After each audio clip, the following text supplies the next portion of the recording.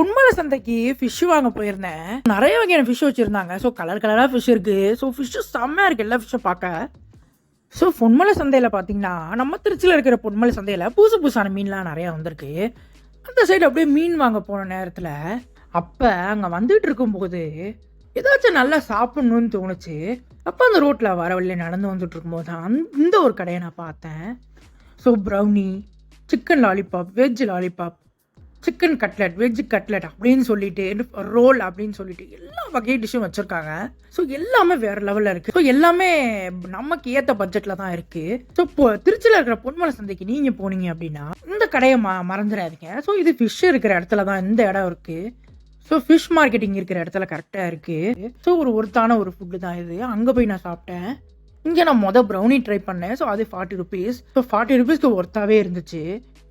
So cutlet try பண்ணேன், chicken lollipop try பண்ணேன், எல்லாமே வேறு லெவல். ஸோ இந்த இடத்துக்கு போய் நான் மறக்காமல் இந்த இடத்த போய் சாப்பிடுங்க. ஸோ பொன்மலை சந்தையிலே ஒன் ஆஃப் த பெஸ்ட் பிளேஸை நான் விசிட் பண்ணேன்னா அது இது தான்.